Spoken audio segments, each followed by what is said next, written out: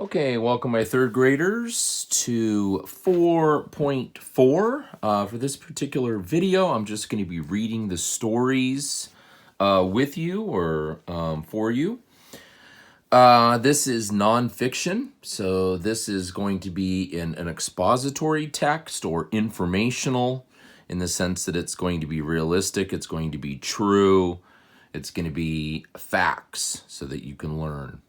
It's not a fiction piece where it's more kind of storytelling and fairy tales and not true. Okay, so let's go ahead and jump into this here. We got two stories. We have one on the panda bear, and then we have one on the zoo. I guess let's not even look at the questions. I'm just going to read it to you, and then when we get to the questions, we'll be good to go. Okay. A day in the life of a zoo Atlanta zookeeper. Zookeeper Danica Wolf. Animals, giant pandas. That's weird. I wonder why they did that up there. It's not like there's going to be dialogue. Okay. When I arrive in the morning, the first thing I do is check in on the pandas to make sure they're doing well. I mean, who's the I here? I guess that must be Danica. So that's kind of good to know. So look at these text features here. You got an illustration. You have some bolded words. These are good vocabulary terms to know. After that, I bring them into their behind-the-scenes den areas where we weigh them, which we do twice a day. While they're in the behind-the-scenes dens, I prepare their food and outdoor habitats. This includes a lot of cleaning, preparing enrichment, and setting up lots and lots of bamboo. Bamboo is the panda's primary food source. We give them a variety of bamboo to pick and choose from. We also offer leaf eater biscuits. The biscuits are packed with vitamins and minerals and look a bit like large pieces of dry dog food.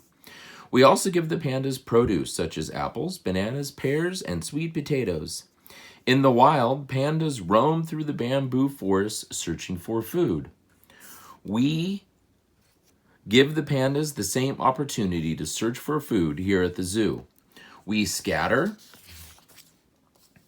their bamboo, produce, and biscuits in their habitat, rather than placing it all in one pile.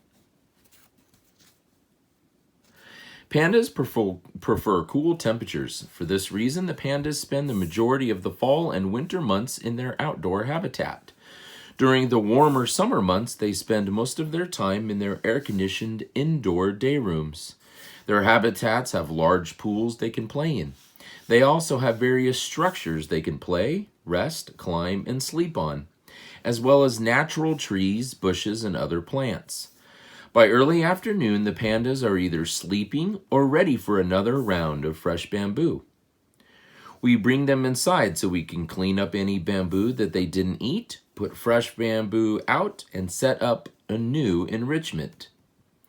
It's very important that we keep the pandas mentally stimulated. We are always thinking of new and fun enrichment items for them. Enrichment can be anything from a new puzzle feeder, toy that they need to work at to get their food out of, a ball, or a scent in their habitat. Our male panda's favorite scents are lavender and Tabasco. The female panda likes the smell of cinnamon and mint. The afternoons are also a great time for training sessions. Any spare time we have is spent working on projects such as building enrichment or doing paperwork. In the evening, we set up their overnight areas with lots of fresh bamboo, leaf eater biscuits, enrichment items, and anything else they might need. Then we bring their pandas inside for the night. Before we leave, we recheck the whole building to make sure everything is secure and the pandas are happy. Okay, so that's the panda story. Let's go ahead and look at the story with the lion on it. Following along with your finger is good. You can see the title up here. And the I, the first thing I do is check. That's probably going to be Katie up there. Okay, here we go. In the morning, the first thing I do is check on the animals to make sure everyone is okay.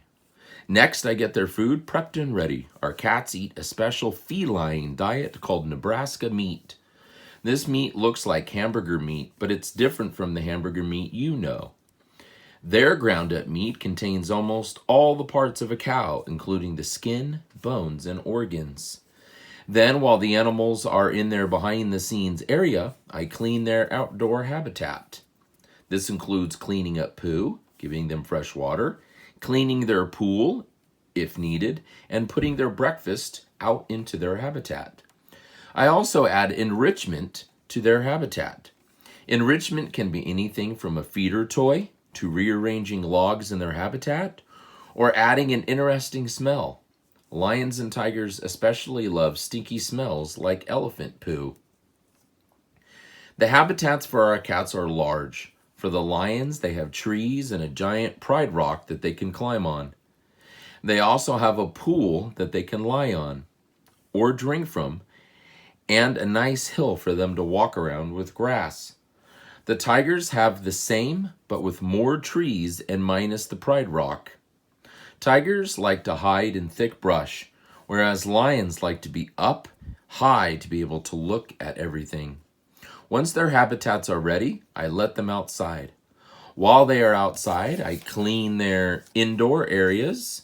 Tigers are solitary animals. They prefer to be alone. We have 2 tigers here at the zoo. So one tiger will spend half the day outside in the tiger habitat, while the other spends that time in the indoor network of dens. Partway through the day, keepers will swap the tigers so that they both get to spend time outside. In the afternoon, I use that time to train the animals and work on projects, like making a new enrichment item. Through training and enrichment, I get to see how intelligent these animals are. They use critical thinking to get food out of feeder toys and to figure out what I am asking them to do in training.